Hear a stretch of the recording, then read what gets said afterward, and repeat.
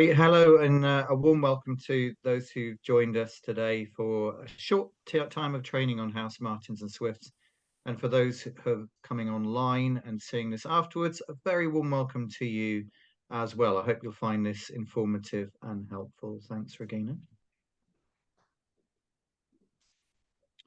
So, some fun facts about our swifts and house martins. Um, let's start with swifts. They're the only family of birds in the world that never land between breeding seasons.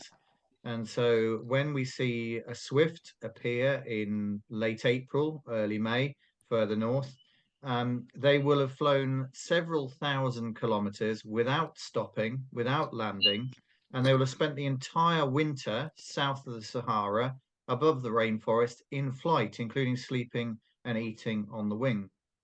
It makes the swift the species of wildlife in the world that flies more miles or travels more miles than anything else, equivalent in a lifetime of 4 million miles for a typical swift in its life. That's over a period of 4 years. And that's the equivalent of traveling to the moon and back 8 times. They're very rapidly declining. There's about 59,000 pairs of them in the UK, and that's roughly half the population that there was in the 1970s. It's one of three species that you find in Europe. We don't have the other two. The other two are pallid, which is a Mediterranean species, and alpine swift, which speaks for itself. They're very fast flyers, as well as spending a lot of time on the wing. They move very quickly, and a ringed bird was measured at flying over 1,300 kilometers from the UK to Madrid in just 3 days a few years ago. They're also the summer visitor that stays for the shortest time. A typical summer season lasts May, June, and July only in the UK, and a lot of them have departed by the first couple of weeks of August. The average swift stays in Britain for less than 3 months. And interesting, they're not related to swallows or martins. The closest relatives are hummingbirds. Thanks, Regina. So what about house martins? Named after St. Martin from Greece, that's believed to be the origin of the name Martin.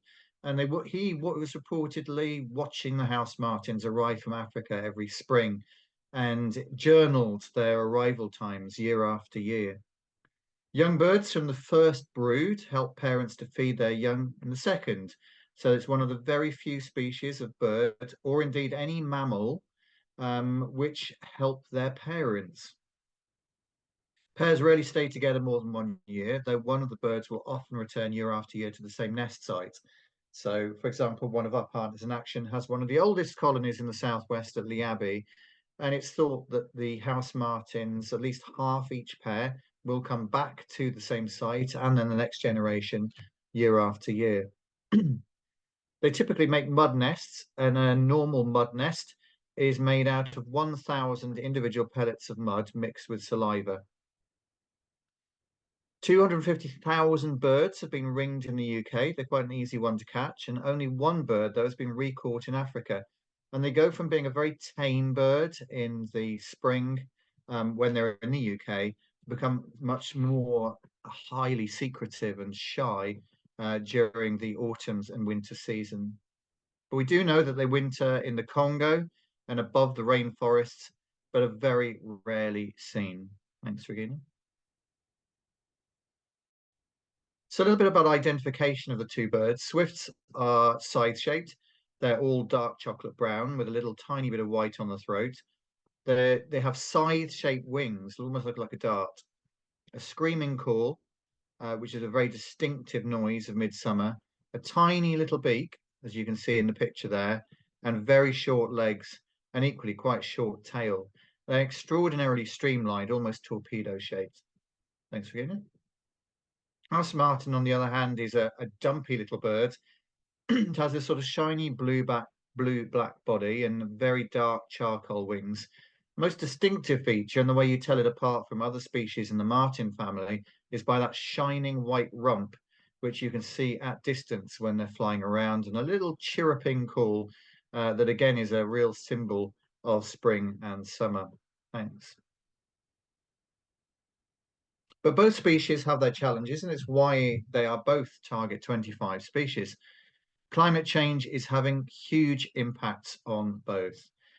First of all, in terms of drought, which dries out nests and causes nests to collapse, and extreme storm events, which can also wash out nests and cause the young birds to literally drown in the nest in some cases.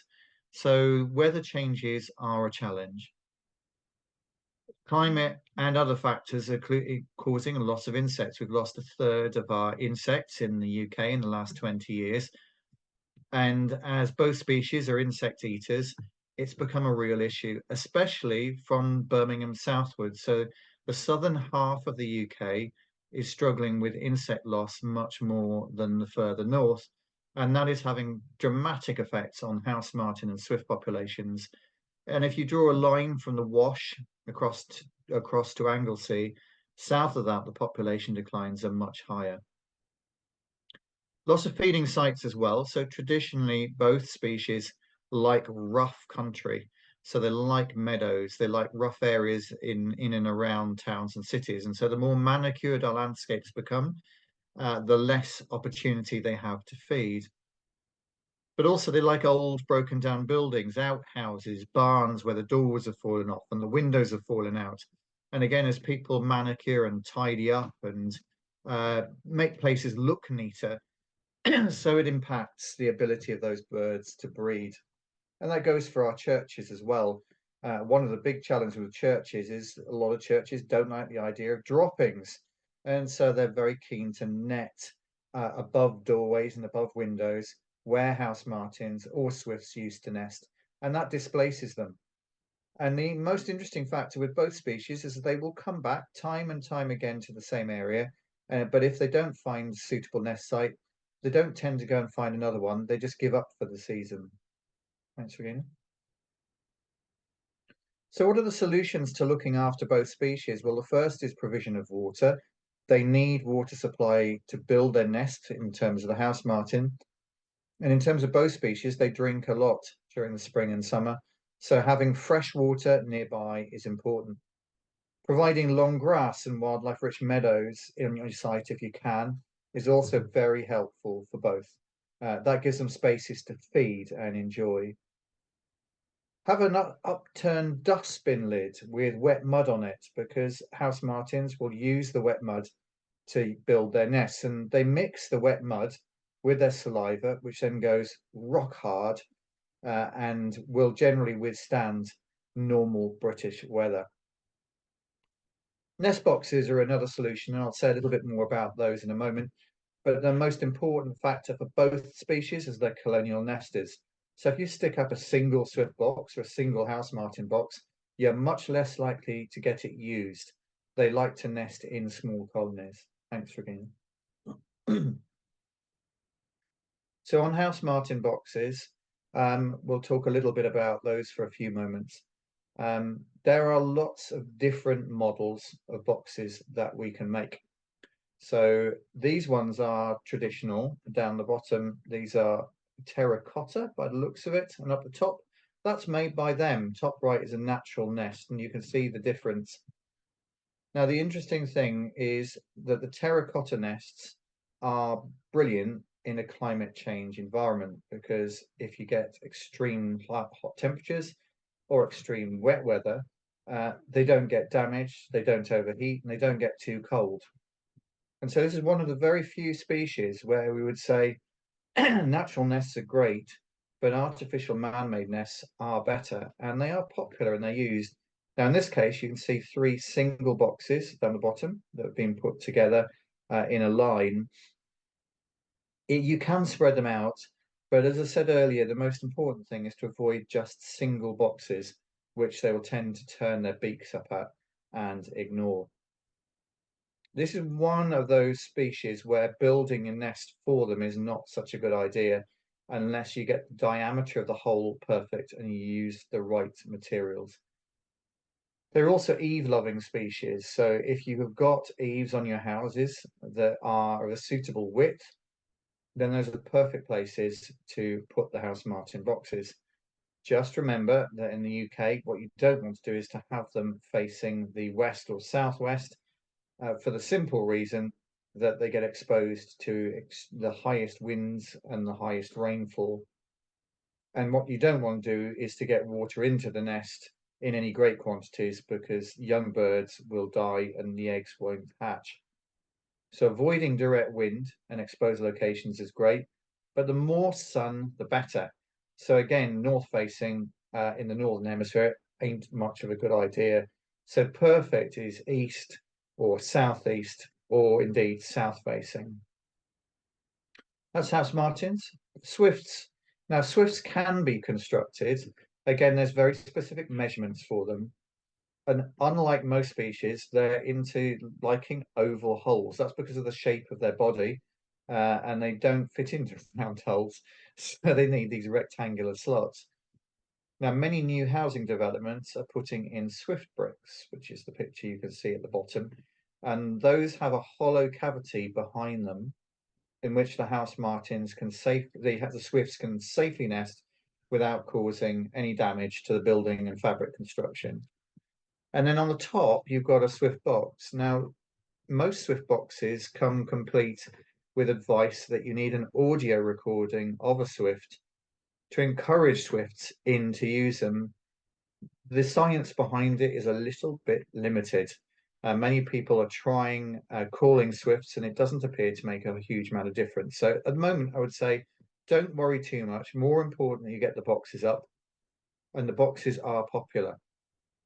Now, out of the two, the feeling is the Swifts are more likely to use the bricks than the boxes, but both will get used if there aren't suitable nest sites. And they tend to like to still nest, even if it's not with their own holes, on the sides of buildings. So the presence of eaves nearby is less important for Swifts. They also tend to like higher up on a building than house martins. But in the same way, avoiding predominant wind directions and having shelter is good. This is particularly important for swifts as they spend so much time on the wing. And then it's also about making sure that the boxes can be accessed, because with swift, they need to be cleaned out every couple of years. Unlike house martins that take their droppings outside or remove their droppings, swifts often piles up in the box. So every 2 years or so, you'll need to be able to lift the lids and they will take it out. Now, Regina's just pointed out to me, what about the Swift bricks? Extremely good question. That's maybe one I need to look at, whether they've got little holes or vents in the bottom. But as far as I know, they don't. So good question. Hold that thought. I don't know the answer. I will find out more. Thank you. So moving on to monitoring and recording of house martins. Now, house martins are an unusual summer migrant in that they almost always have two broods. So if you think of most species, cuckoos, from cuckoos that are, as you know, parasitize others, but all the way through to willow warblers and chiffchaffs and hobbies and many of our typical summer migrants, they will have one brood, and if it's a long, hot summer, they may attempt two. House martins are less concerned whether it's long and hot. They will just go for two. And often one brood will fail completely. And typically the house martins will lay between 2 and 3 eggs, and normally it's 1 to 2 that will survive to fly. So a nest with 3 eggs in, typically 2 out of the 3 will make it. And of those 2 that fly off, only 1 will return back to the UK the following year. The other one will die either on the way down or on the way back. So that is probably part of the reason why they always or normally always have 2 broods. So as a result, you start monitoring the number of young emerging at the end of the first brood period. Now, when that is depends on the warmth of the summer, but in a typical UK year, the first young house martins will start to emerge at the end of June, sometimes into the beginning of July. But if it's been a very warm season and they've arrived a little bit early, then maybe expect them by mid-June. That's a typical time. So you start watching the nests from the beginning of June, and you start recording them more frequently from the middle of June to look for young birds that are coming out.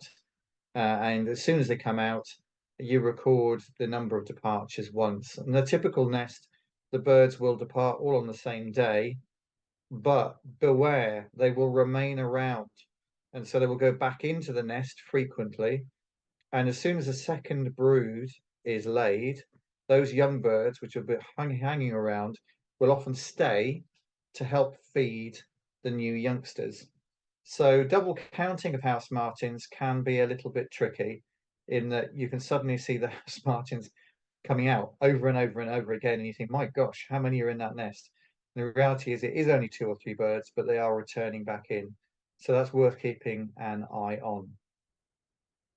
How do you know when they're all out? Well, the simple way of doing it is that as the oldest and most dominant bird starts to make its move out of the gate, out of the hole, it'll put its head through and it'll keep it there and in and out for a little while before it eventually takes the courage and flies off. And that is their way they behave. They put their heads out first and then eventually leave. And so once they've stopped putting their heads out, you know how many are there. As I said, 2 or 3 is quite normal. We will log the records into your iRecord activity, and most of you will know perfectly well how to do that. But if you're stuck, then do talk to Regina. Thanks, Regina. Monitoring and recording of swifts is a lot easier. They will typically have 1 brood, and they will normally emerge from middle of July through to August. And again, precisely when is weather dependent, but very typically, end of July, first week of August, the first nests of swifts in the south will produce the young, and then further north, it's normally 2nd to 3rd week of August. So down south, you want to start watching from the middle of July, from about the 10th onwards, and from further north, it's towards the end of the month. And again, it's about logging your records on your iRecord activity. Thanks, Regina. Yeah, 5 minutes. So that's the presentation. We've got precisely 5 minutes left, which is what I was hoping we would have. And that provides a little bit of an opportunity for any of you who want to ask questions about either house martins or swifts or anything that was on that short training session. So over to you. Wave madly at one of us and we will hopefully see you waving.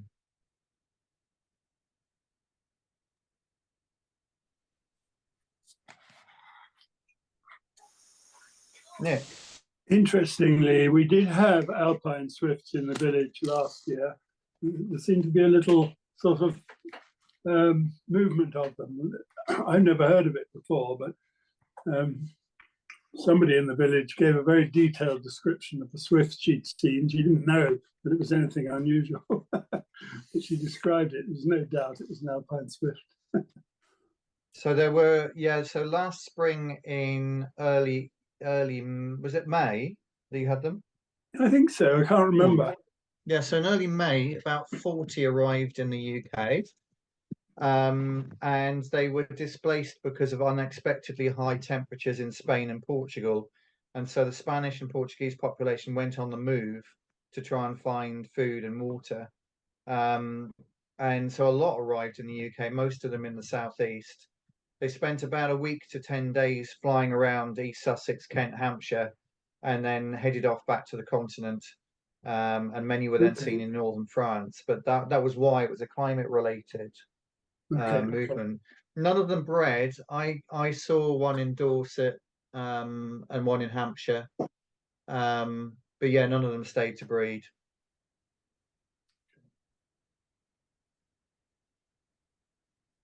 Do we have any other questions or comments?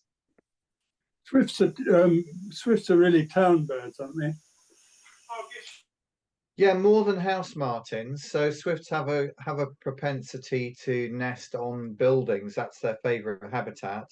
But I mean, historically, they were often cliff nesters. The whole swift family, their favorite habitat globally is cliffs, which I guess is not surprising. And so, in a sense, they've just replaced one type of rock face for another. And so, but there is an association. If a house martin or a swift is not nesting on a cliff face, it's almost inevitably nesting on a building.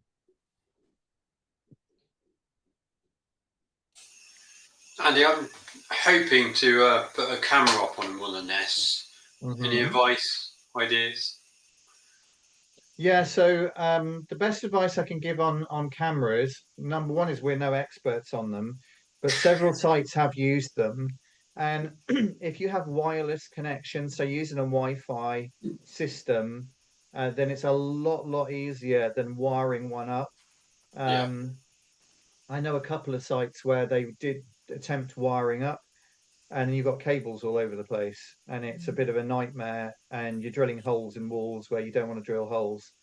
So it pays to spend a little bit more money on getting a wireless connected box.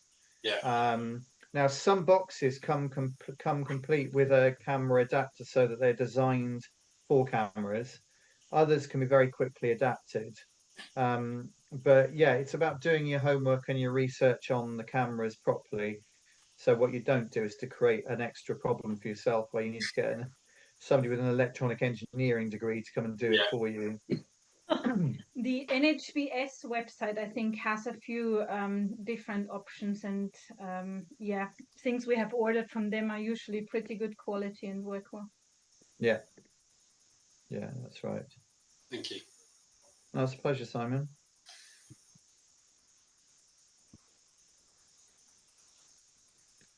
Any other questions from any of you on either species?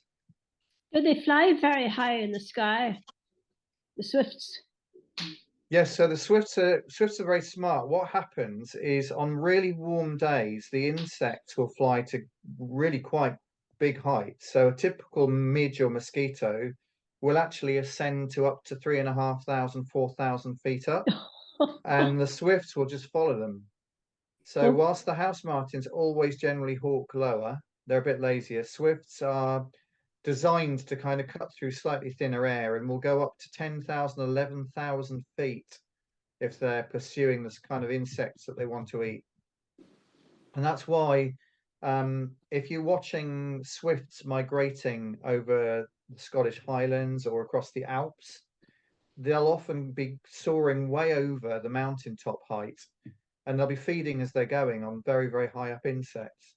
So yeah, it's one of their things, and they try and do it because it uses very little energy. So they'll take the thermal up, and then they'll just glide the very few wing beats and just stay at high altitude with their mouths open, focused on eating as much as they can. Yeah, good. We did have a project there at the end of last year, putting up some Swift boxes. And on the day that they put them up, they used the sound of the call of the Swift. And when they used that from the telephone, the phones, the Swifts just came from all over the place. And, they came and they circled around a few times, and they went off, and we never saw them again. Yeah, well, you had the Swift recording up above your tower room, didn't you? That's right. Yeah. Bertie had tried to fiddle around with, and I tried to bang it a few times to get it to work better. But it was interesting when it was working, watching how the Swifts didn't react to it at all. It was like they knew it was there. They'd come and investigated once, and they weren't particularly interested. So yeah, it intrigues me as to whether there's any science at all behind Swiftbox calling, whether it actually makes a difference or not. I've yet to see evidence of it. I was looking at a place where there was a colony in Hampshire last year, and they had huge speakers on the back of this church, blasting out the noise of swifts, and they got a whole line of swift boxes, and the swifts were ignoring the boxes and the speakers and were nesting on the other side of the church. So I was like, oh, this was, well, at least they're nesting, just not where predicted. So we'll draw this to a close. If you've joined us online, thank you so much. And for those of you who've been listening to the recording afterwards, I hope you found that helpful. For those listening to the recording, obviously you haven't had a chance to ask any questions, but please do drop Regina or I any questions, and we hope we can find a sensible answer to them. So thank you very much for joining us.